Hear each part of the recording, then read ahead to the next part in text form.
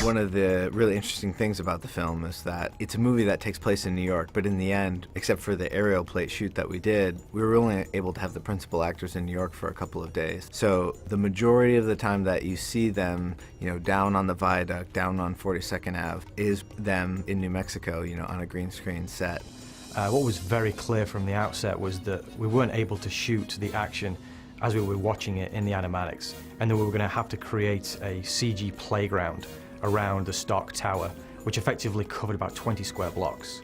There's quite a few restrictions about shooting in New York, and where you can get road closures and where you can set off pyro, which isn't very much, and you also have a lot of restrictions around where you can take a helicopter and do filming. You can't get below 500 feet above the tops of any buildings. What made this project different for us was just the volume of data that we knew we would have to capture.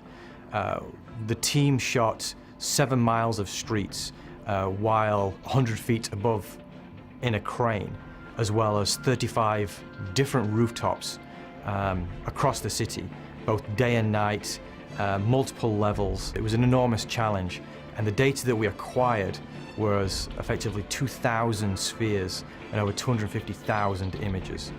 From that photography, we would take the spheres in, we would project it onto the geometry, and that would give us a nice base to start from. We would get some pretty good results very quickly, but it's the details that take, the longest amount of time.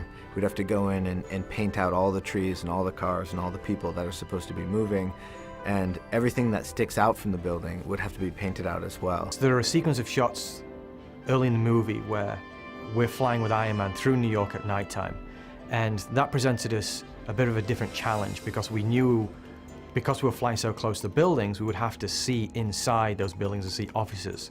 So we actually shot photographs of all the rooms at our LDAC facility here and reprojected those onto low-res geometry in a shader model inside the building so you could actually see offices as you fly past the window. Then down on the ground is where we had the most work in terms of recreating New York. We put back in trees, we put back in awnings, cop cars, cabs, traffic, little construction pipes with steam coming out of them. In all, we had about 190 assets that we were repopulating, New York with, right down to the sandwich boards on the street corners. And I think that was the real key, in terms of creating New York, is you just need so much variety. And what seems kind of simple at a glance actually is quite complicated to recreate all the different pieces of. Boy.